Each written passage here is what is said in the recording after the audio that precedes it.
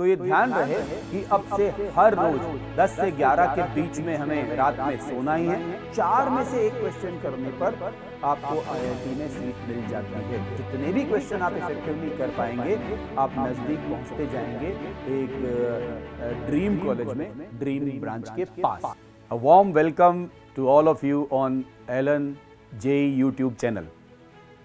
जैसा कि हम सभी जानते हैं, देश का सबसे प्रतिष्ठित engineering entrance exam JEE advance अब कमिंग संडे को ही है। सभी तैयारी करने वालों को उसकी आहट बहुत नज़दीकी से सुनाई दे रही है और अब हम सब ये जानना चाहते हैं कि आखिरी समय में, इन कुछ दिनों में, अब हमारी स्ट्रेटेजी कैसी रहे और हमारा माइंडसेट कैसा रहे। तो टीम एलन आपके साथ हमेशा इस तैयारी में रही है और अब आपके इन दोनों इंपॉर्टेंट सवालों का जवाब लेकर हम ये सेशन लेकर आए हैं। जेई एडवांस, जैसा कि आप सभी जानते हैं, ये एक 4 सब्जेक्ट का एग्जाम माना जाता है।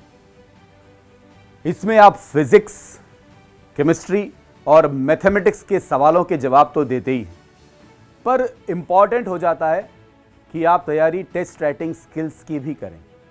इस एग्ज़ाम में या किसी भी और एग्ज़ाम में सिर्फ सब्जेक्ट जानने के तो नंबर नहीं मिलते, सब्जेक्ट बताने के, रियल टाइम में, टेस्ट प्रेशर में, टाइम प्रेशर में, रिजल्ट प्रेशर में आप कैसा परफॉर्म करते हैं, वो सब्जेक्ट जितना जानते हैं उसे कितना अप्लाई कर पाते हैं क्वेश्चंस पर, इससे आपका सिलेक्शन आता है, इससे मार्क्स आते हैं, इससे आपकी एक अच्छी रैंक आती है।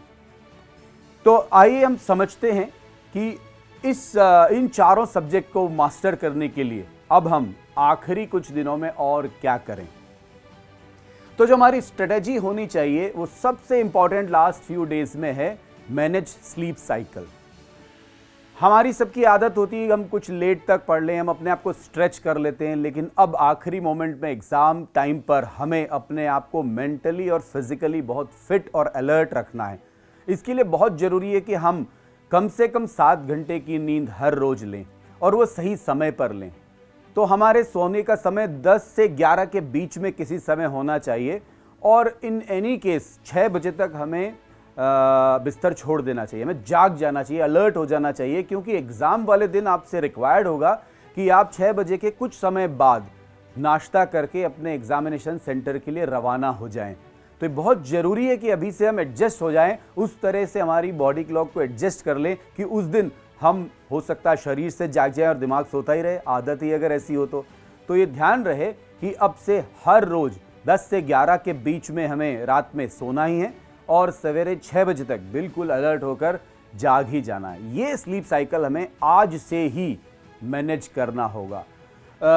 इसके अलावा कम से कम 3 स्लॉट टेबल चेयर पर बैठकर एग्ज़ाम स्टाइल में पढ़ाई के होने चाहिए और इनमें से 2 स्लॉट वही हैं लगभग जो जिस समय आपके एग्ज़ाम होंगे। तो 9 से 12 और 2:30 से 5:30 ये आप टेबल चेयर पर बैठकर काम करें। क्या काम करना है इस पर भी मैं अभी आऊँगा। और एक स्लॉट फिजिकल एफिशिएंसी को इम्प्रूव करने के लिए एक 7:30 से 10:30 पर एक और 3 घंटे का स्लॉट होना ही चाहिए। इसका मतलब ये नहीं कि जब आप 6 बजे जागेंगे तब से 9 बजे तक आपको कुछ नहीं करना है, नहीं, उस समय भी आपको पढ़ना है। बट ये जो पढ़ाई है ये आप टहलते हुए, वॉक करते हुए, कुछ याद करने का जो आपका एक स्टाइल होता है वैसे भी कर सकते हैं, आप टेबल चेयर पे भी कर सकते हैं, लेकिन ये 3 सेशन आपको हर रोज़ अब से एग्ज़ाम के एक दिन पहले तक टेबल चेयर पर ही ये समय बिताना है। इस समय ध्यान रखने की बात ये है कि कोई नया स्टडी मटेरियल, कुछ भी नए क्वेश्चंस, नए नोट्स, नई बुक कुछ भी नहीं करना है। जो आप महीनों से तैयारी करते आए हैं उन्हीं को रिव्यू करना है, उसमें ही अपनी कमियां ढूंढनी है। जो चीज़ आपको लगता है कि अभी थोड़ी दिमाग से स्लिप हो रही है उन्हीं को वापस देखना है। ध्यान रहे कोई नया सोर्स कहीं से भी नहीं, ये सुनकर कि कोई तो किसी और जगह का मटेरियल कर रहा है या अभी कुछ और कहीं से पेपर आ गया आपके पास, ये बिल्कुल नहीं करना। कोई भी नया मटेरियल किसी भी तरह से इन दिनों यूज़ करना ही नहीं है। जो आपने अपने नोट्स बनाए हैं, शॉर्ट नोट्स बनाए हैं, जो फॉर्मूला बैंक आपने बनाए हैं उनको रेगुलर रिव्यू करते रहें। और उनको रिव्यू करने का सबसे अच्छा समय वो है सवेरे उठने के बाद, आप नाश्ता करके तैयार होने में I think 45 minutes is good enough time. और उसके बाद जो आपको समय मिलता है टेबल चेयर पर आप 9 बजे बैठेंगे उसके पहले का, वहाँ आप इनको रिव्यू कर लें। और इनमें से कई चीज़ें हर रोज़ आपको देखनी होती है। मैथ्स के बहुत सारे फॉर्मूला हैं, फिज़िक्स के कुछ कॉन्सेप्ट्स हैं, केमिस्ट्री में कई स्ट्रक्चर्स, कॉमन नेम्स हैं। ऐसी चीज़ें अगर आप इस समय देखेंगे सवेरे फ्रेश माइंड से, तो दिन भर वो अच्छे से सेटल हो जाएगी। अगले दिन आपको उसी तरह की चीज़ें देखते रहना है। और लगातार अगर आप ये देखते रहे आने वाले दिनों में, तो देयर इज़ नो डाउट कि कुछ क्वेश्चन जो डायरेक्ट फॉर्मूला बेस्ड होते हैं या स्ट्रक्चर बेस्ड होते हैं, वो देखकर आप सेकंड्स में कर लेंगे। ये ध्यान रखिए कि हर क्वेश्चन करने के वहाँ पर मार्क्स होते हैं, चाहे वो क्वेश्चन आप 6 मिनट में करें या कोई देखकर स्ट्रक्चर और 30 सेकंड्स में कर लें। सो स्मार्टली आपको पेपर अटेम्प्ट करना है। तो यहाँ पर प्रीवियस ईयर पेपर करने से ये जो स्मार्टली पेपर करना है वाली स्ट्रेटेजी बहुत अच्छे से सेट हो जाती है। नेचुरली अभी तक आपने कई सीबीटीज दिए होंगे, आपने कुछ टेस्ट दिए होंगे, रियल टाइम में दिए होंगे, उनके रिजल्ट्स भी आपके लगे होंगे। तो उन पेपर्स को देने में आपने अपनी एक टेस्ट राइटिंग स्ट्रेटेजी डेवलप की होगी। नेचुरली आपने एक से ज़्यादा चीज़ें ट्राई की होगी। जैसे कुछ लोग अपना फेवरेट सब्जेक्ट जैसे केमिस्ट्री, फिजिक्स या मैथ्स वो पहले अटेम्प्ट करते हैं। कुछ स्टूडेंट्स ऐसा कोशिश करते हैं कि वो न्यूमेरिकल्स पहले कर लें या सिंगल डिजिट पहले कर लें, मैच द कॉलम बाद में करें। और कुछ लोग ऐसा करते हैं कि सभी सब्जेक्ट के छोटे और आसान क्वेश्चन पहले कर लें, लंबे और डिफ़िकल्ट क्वेश्चन वो बाद के राउंड्स के लिए छोड़ देते हैं। तो जो भी स्ट्रेटजी अभी तक आपने बनाई है, जो आपके लिए वर्क कर रही है, आपको अच्छा रिजल्ट ले रही है, आपको उसी स्ट्रेटजी पर डटे रहना है। अब फाइनल डेज में या फाइनल एग्जाम वाले दिन कुछ भी नया स्ट्रेटजी ट्राई नहीं करना है, किसी और से उसकी स्ट्रेटजीज भी डिस्कस नहीं करनी है। Enough tests you have given, तो आपको वही स्ट्रेटजी जो आपके लिए सबसे अच्छा काम कर रही है उसी को फॉलो करना है। यहाँ पर ये जरूर ध्यान रहे कि आप अब से एग्ज़ाम वाले दिन तक कम से कम 2 दिन ऐसे निकालें जब आप दोनों टाइम पर पेपर दें। ये आपको पेपर के दिन जो फिज़िकल कंडीशंस आने वाली है उसके लिए भी तैयार कर देगा। जो मेंटल स्ट्रेस डेवलप हो सकता है वो उस दिन आपको डेवलप नहीं होगा, क्योंकि आप ऑलरेडी उसकी प्रैक्टिस कर चुके होंगे। तो जो हमारे पढ़ाई के स्लॉट थे 9 से 12 और 2:30 से 5:30, कम से कम 2 दिन ऐसा रखिए कि आप 2-2 पेपर दोनों स्लॉट में दें। और पेपर देना ये सिर्फ काफ़ी नहीं है इन दिनों। पेपर देने के बाद आप उन पेपर्स के आंसर सॉल्यूशंस आपके पास हैं, उनको एनालाइज करें। थोड़ा ब्रेक आप बीच में ले सकते हैं, कुछ सब्जेक्ट रिव्यू कर सकते हैं, फिर आप अपना खाना खाने के बाद जो 7:30 से 10:30 का स्लॉट है, जिस दिन आपने पेपर दिया, वो पेपर को डीपली एनालाइज करिए। ये देखिए कि फिजिक्स, केमिस्ट्री, मैथ्स में आप क्या गलतियां कर रहे हैं। ऐसे कौन से टॉपिक हैं जो आपके तैयार हैं पर आप थोड़ा थोड़ा उन्हें भूल रहे हैं, तो उन्हें क्विकली आप देख सकते हैं। और सबसे इम्पॉर्टेंट, क्या आपको अपनी टेस्ट राइटिंग स्ट्रेटजी के बारे में कोई चेंजेस करने हैं? क्या आप कुछ सिली मिस्टेक्स कर रहे हैं? क्या आप रेगुलर कैलकुलेशन एरर कर देते हैं? क्या आपकी स्पीड थोड़ी कम है या आप थोड़ा ज़्यादा ही कर रहे हैं? बहुत कॉमन सी गलती स्टूडेंट्स कर देते हैं कि उनका जो पेन चल रहा होता है वो उनके ब्रेन से थोड़ा स्लो चलेगा, और ब्रेन अगर जल्दी चल रहा है तो कई बार जल्दी जल्दी में कुछ डिजिट्स मिस हो जाती है, कुछ चीज़ जो पढ़नी है इनकरेक्ट वो करेक्ट पढ़ लिया। कभी कभी केमिस्ट्री में रिएजेंट लिखा आया SO2Cl2 और हमने उसे जल्दी में SOCl2 एज्यूम कर लिया और आगे बढ़ गए। फिजिक्स में एक इस तरह का क्वेश्चन मैंने अपने मॉड्यूल में देखा था, ये शायद वही क्वेश्चन फिर से आ गया है, और पूरा ढंग से पढ़े बिना सॉल्व कर देना।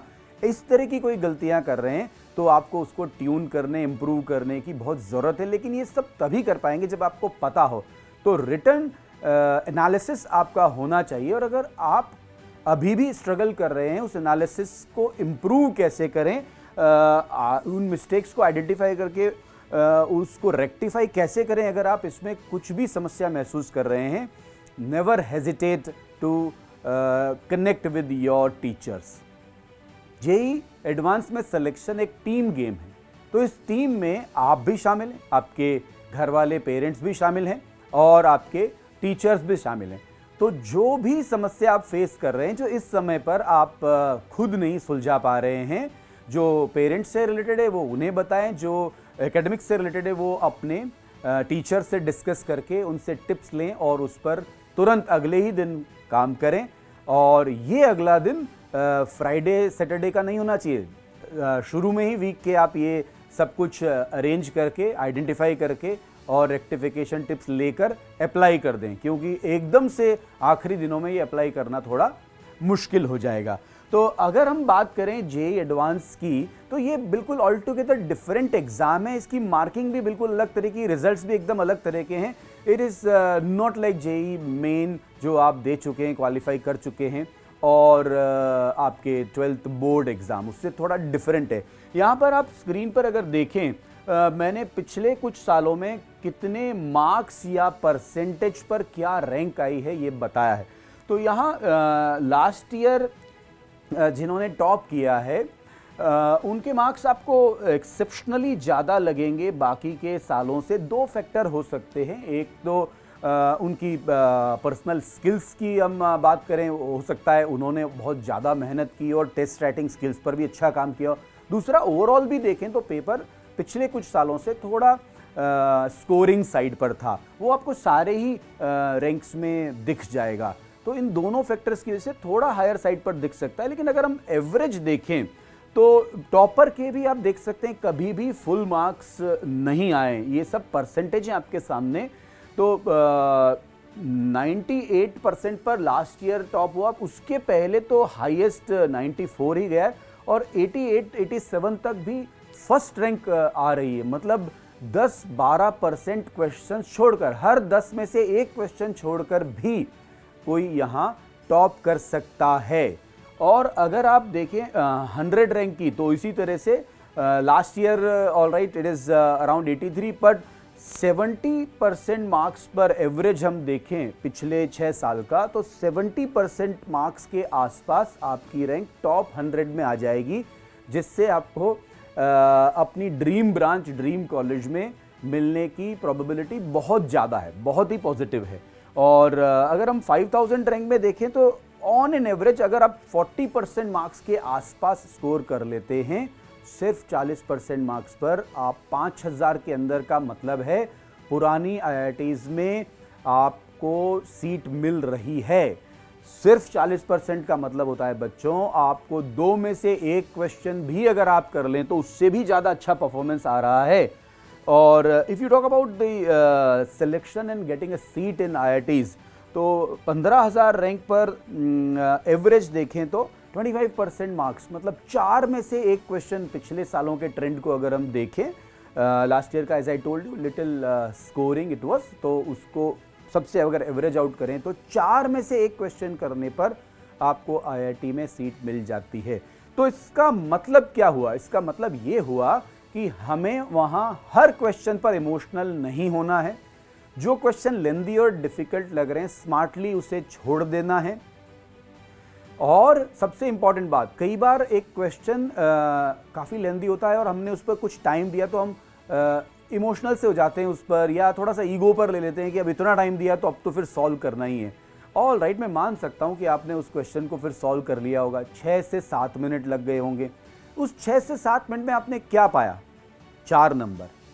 अगर आप स्मार्टली छोटे और जल्दी हो जाने वाले ऐसे इजी क्वेश्चन पिक करते जो डेफिनेटली आते हैं, करीब करीब पेपर का करीब 40% पार्ट जो होता है बच्चों, वो इजी और स्मॉल क्वेश्चंस का होता है। Remaining 40% lengthy but easy questions का होता है, और सिर्फ 20% पार्ट ऑन एन एवरेज पिछले करीब 15-16 साल के पेपर के एनालिसिस पर मैं आपको बता रहा हूँ, केवल 20% पार्ट जो होता है वो काफ़ी चैलेंजिंग होता है। तो क्यों ना हम पहले जो गेटेबल मार्क्स हैं उन्हें ले लें।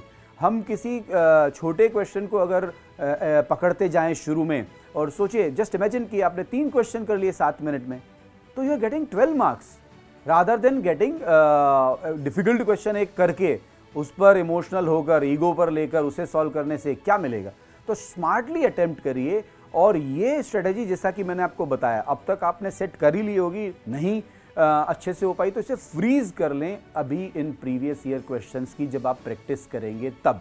रोज कम से कम एक पेपर तो करिए, और जैसा मैंने आपको कहा कोई 2 दिन तो ऐसे रखिए जब दोनों टाइम पेपर करें, ताकि आप फिजिकली मेंटली भी उसके लिए तैयार हो जाएं, और सारी स्ट्रेटजीज इसे देखकर बनाएं कि जेई के एडवांस के पेपर में हो सकता है वो सबसे डिफिकल्ट जो इन सालों में आए वैसा आपके सामने आ जाए, या थोड़ा इजियर साइड पर आ जाए। तो थोड़ा मार्जिन जरूर रखिए अपने आप को ट्यून करने के लिए। अगर लाइन से कुछ क्वेश्चन नहीं बन रहे हैं तो लास्ट ईयर से कंपेयर मत करिए। मान लीजिए कि जब आपसे ही नहीं बन रहे हैं तो और भी किसी से नहीं बन रहे होंगे, और ये रिलेटिव एग्जाम है, इसमें आपको कोई एब्सोल्यूट स्कोर नहीं लेना है कि अगर 80% आए तभी ये मिलेगा ना। आपको दूसरों से आगे रहना है और उसके लिए आपको अपना बेस्ट देना है। तो पेपर डिफिकल्ट भी आ सकता है, और कुछ क्वेश्चन लाइन से बनने लग जाएं तो ओवर एक्साइटमेंट में, ओवर हैप्पीनेस में भी कोई गलती नहीं करनी चाहिए। बैलेंस्ड बिहेवियर आपको ड्यूरिंग दी एग्जाम वो रखना चाहिए, जो यहाँ प्रैक्टिस में आप जरूर करेंगे। कुछ डाटा मैं आपके लिए लेकर आया जो IIT जेईई एडवांस के कुछ समय बाद कंडक्टिंग बॉडीज़ ये रिलीज़ करती है। तो आप देख सकते हैं यहाँ पर पिछले कुछ सालों में जो टोटल नंबर ऑफ क्वेश्चन अलग अलग सब्जेक्ट में आए, this is very useful slide, आप इसे पॉज करके आराम से देखना। तो उसमें कितने बच्चों ने कितने क्वेश्चन सही किए, ये डिटेल्स यहाँ पर है। हर एक क्वेश्चन की भी डिटेल स्लाइड हम आपको प्रोवाइड कर देंगे, जिसको आप एक लिंक आपके साथ शेयर होगा, उसमें से आप देख सकते हैं। यहाँ पर मैंने शॉर्ट में उसे बनाया है। लास्ट ईयर की बात करें तो टोटल जो 102 क्वेश्चंस थे उसमें से सिर्फ 66 क्वेश्चन ही ऐसे थे जो 20,000 से ज़्यादा बच्चे सॉल्व कर पाए। जस्ट लुक एट इट, जितने लोग एग्ज़ाम देते हैं उसमें से 20,000 से ज़्यादा बच्चों ने जो क्वेश्चन सॉल्व किए उनका नंबर 66 ही है। और उसके पिछले सालों में अगर देखें तो ये as I told you last year का पेपर रिलेटिवली ज़्यादा स्कोरिंग था। बाकी आप खुद देख सकते हैं 48, 41, 40, 47, 53, ये वो नंबर ऑफ क्वेश्चन है आउट ऑफ अराउंड 102 अगेन 108, 114, 108 में से सिर्फ इतने क्वेश्चन 20,000 से ज़्यादा बच्चे सही कर पाए। और अगर हम 30,000 से ज़्यादा बच्चों ने जिन्हें सेलेक्ट किया, ये जो करेक्ट आंसर है पार्शल मार्किंग में नहीं है, कंप्लीटली करेक्ट वाले हैं, कुछ पार्शल वाले भी इसमें ऐड हो सकते हैं, but look at the numbers. बहुत ज़्यादा क्वेश्चंस नहीं हैं जो 30,000 बच्चों ने सही किए हो। 20,000 बच्चों ने जो क्वेश्चन सही किए हैं, वो प्रीवियस स्लाइड एक बार आप देखें तो आप ये समझ पाएंगे कि ये आपको IITs में सीट दिलाने के लिए इनफ क्वेश्चंस हैं, और इससे थोड़े से अगर आपने ज़्यादा कर लिए तो you are sailing very smoothly, आप एक बहुत अच्छी रैंक आराम से निकाल सकते हैं। तो यहाँ पर जो कोई परसेंटाइल रेस भी नहीं है, या बोर्ड्स की तरह आपको कोई 90s, हायर 80s, 95% ऐसा भी कुछ लाने का स्ट्रेस नहीं। सिर्फ आपको अपना बेस्ट देना है और अपने प्रीवियस बेस्ट को बीट करने की हमेशा कोशिश करनी है। तो इनमें से कितने क्वेश्चंस प्रीवियस ईयर एग्जामिनेशन जब आप पेपर दे रहे हैं उसमें आप कितने क्वेश्चन कर पा रहे हैं, ये एक बार चेक करिए। Let us be realistic.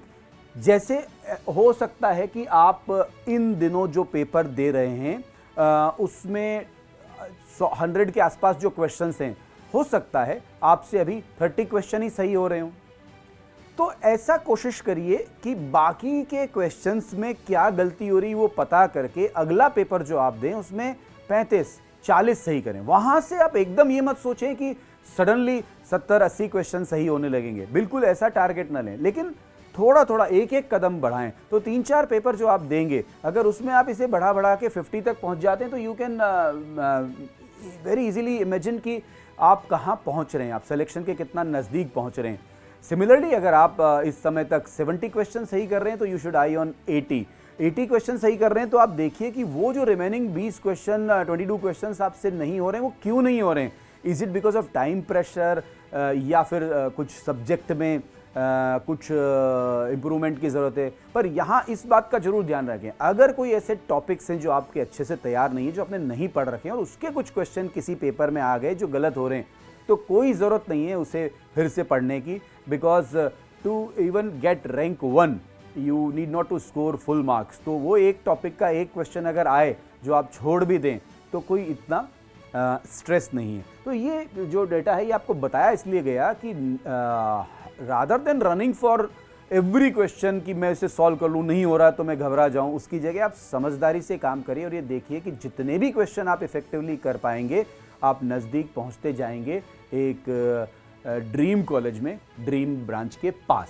Alright, तो बात करें इस दौरान आपका माइंडसेट कैसा होना चाहिए। जो ये डिस्क्रिप्शन देखा उससे आपको ये पता चला होगा कि मैंने आपको कहा कि लगभग 40% क्वेश्चन स्मॉलर और इजी आते हैं। उसमें अगर आप बहुत एफिशिएंटली भी काम नहीं करें तो भी 30% मार्क्स स्कोर करना ये बहुत इजी है। Now you will say sir हम अगर वो देखते हैं तो पिछले साल बहुत लोगों ने तो 30% मार्क्स स्कोर नहीं किए। क्यों नहीं किए? क्योंकि वो बाकी सारे क्वेश्चन जो उनसे नहीं हो रहे थे उसके दबाव में आके वो जो सिंपल क्वेश्चन जो उन्हें देखने चाहिए थे वो देख ही नहीं पाए, वो सेलेक्ट नहीं कर पाए, वो ढूंढ नहीं पाए। तो इसमें करना ठीक ऐसा ही है जैसा टेस्ट क्रिकेट में किया जाता है। T20 जैसा ये गेम नहीं है।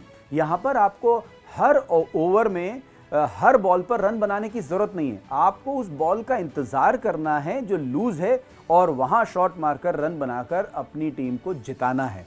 तो 30% मार्क्स जब हम आराम से ला सकते हैं का मतलब है हम IIT में एक सीट आराम से अपनी पक्की कर सकते हैं अगर हम जितनी मेहनत हमने की है उसके बाद टेस्ट जब देने जाएं, जब एग्ज़ाम लिखने जाएं तो ये बात सोच के जाएं और अपना टेम्परामेंट सही रखें। सभी क्वेश्चन के पीछे ना भागें और ढूंढकर क्वेश्चन करते रहें। और अगर आप 5000 के अंदर रैंक लाना चाहते हैं जिसका मतलब है कि पुरानी IITs में आप एक सीट सिक्योर करना चाहते हैं तो बस 40% मार्क्स। तो 40% मार्क्स का मतलब समझते हैं ना आप, 2 में से 1 क्वेश्चन भी आपने किया और उसमें से भी कुछ एक गलत हो गए, आपके आधे क्वेश्चन करके भी कुछ एक गलत हो गए तो आप 5000 के अंदर रैंक ला रहे हैं। एंड आई डोंट थिंक कि ऐसा होगा। जो आपने तैयारी की है उसमें ऐसा हो ही नहीं सकता कि आप हर 2 में से 1 क्वेश्चन छोड़ दें या उनमें से भी कुछ गलत होने लग जाएं। तो स्मार्टली काम करें और सबसे इंपॉर्टेंट जो ना करें वो भी मैं आपको बता दूं कि इस दौरान सोशल मीडिया से, मोबाइल फ़ोन से एक लॉजिकल दूरी बना कर रखें। लॉजिकल दूरी जो मैं बोल रहा हूं उसका मतलब ये होता है कि कभी अगर उसको यूज़ करना ही है अपने टीचर से बात करने के लिए या सेंटर का डिस्टेंस देखने के लिए तो वो बात अलग है। अदरवाइज और किसी भी तरह से, इनफैक्ट एग्ज़ाम कब होगा, नहीं होगा, ये होगा, अभी क्या चल रहा है, देश में परिस्थितियाँ क्या है, इन सब की जानकारी के लिए भी आप किसी तरह से किसी तरह का सोशल मीडिया यूज़ ना करें, न्यूज़ चैनल्स ना देखें।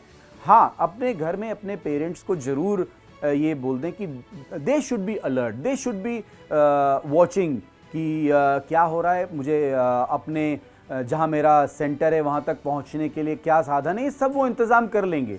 आपका काम, जैसा मैंने कहा, ये एक टीम गेम है। आपका काम इस टीम में सिर्फ एकेडमिक प्रिपरेशन करना है। उससे रिलेटेड या स्ट्रेटेजी से रिलेटेड कोई डाउट आए तो अपने टीचर से पूछना है और बाकी लॉजिस्टिक सब आपके पेरेंट्स, आपके घर वाले वो सेट कर लेंगे। They are in touch with the media and everything, वो देख लेंगे कि क्या हो रहा है। आप सिर्फ पढ़ते रहें, किसी तरह की कोई अफवाहों पर आप ध्यान न दें।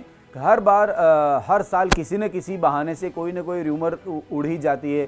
कभी आपको वो आपका कुछ समय ख़राब कर सकती है। आप किसी से पूछने लग जाएं, इससे ज़्यादा अच्छा तो उस दौरान आप थोड़ा रिलैक्स कर लें, कोई फिजिकल एक्सरसाइज कर लें। तो इस तरह की अफवाहें न सुने, न फैलाएं, कुछ बात ही ना करें। आप तो बस पढ़ते रहें। टीम एलन हमेशा की तरह आपके साथ है और आप अपना बेस्ट दें। बाकी सब, एक बहुत अच्छा सुनहरा भविष्य आपका इंतज़ार कर रहा है। हम सभी की तरफ से आपको बहुत बहुत शुभकामनाएं।